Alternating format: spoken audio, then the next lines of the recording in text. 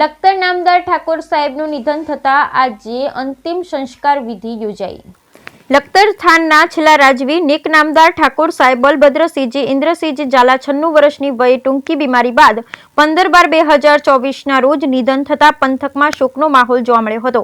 જ્યારે લખતર રાજમહેલ ખાતે નામદાર ઠાકોર સાહેબ બલભદ્રસિંહજીના પાર્થિવ દેહને દર્શન માટે મૂકવામાં આવ્યો હતો। આજે સવારે 10 કલાકે લખતર રાજમહેલ ખાતેથી ઢોલ નગારા સાથે અંતિમ યાત્રાની પાલખી શહેરના હવેલી ચોક, પાતળિયા હનુમાન ખોડિયારમાંની ડેરી, મૂચી બજાર, મેઇન બજાર, ગાંધી ચોક, ગાડી દરવાજા સહિતના વિવિધ મુખ્ય માર્ગો પર ફરી અને લખતર મોતીસર તળાવની પાળની બાજુમાં આવેલ રાજ પરિવારના સ્મશાન ભૂમિમાં અંતિમ સંસ્કાર કરવામાં આવ્યા હતા।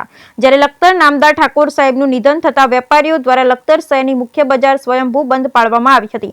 જે પાલખી યાત્રામાં વઢવાણ ઠાકોર સાહેબ શ્રી ચૈતન્ય દેવસિંહજી, મૂળી ઠાકોર સાહેબ શ્રી જીતેન્દ્રસિંહજી વઢવાણ અને મૂળીના યુવરાજ સાહેબ તેમજ થાન ક્ષત્રિય સમાજના અગ્રણી રાણા સાહેબ સહિત સ્ટેટ રાજવીય મહેમાનશ્રીઓ, રાજકીય આગેવાન, ક્ષત્રિય સમાજના આગેવાન, વડીલ, યુવાનો તેમજ લખતર શહેરના વિવિધ સમાજના અગ્રણી તેમજ વેપારીઓ સહિત મોટી સંખ્યામાં ગ્રામજનો ઉપસ્થિત રહી શ્રદ્ધાસુમન અર્પણ કરવામાં આવ્યા હતા। જ્યારે પાલખી યાત્રા દરમિયાન નેક નામદાર ઠાકોર સાહેબના અંતિમ દર્શન કરવા માટે ગ્રામજનો મોટી સંખ્યામાં ઘસારો જોવા મળ્યો હતો તથા પંથકમાં શોકનો માહોલ છવાયો હતો। Bureau report Jayendrasinh Jhala.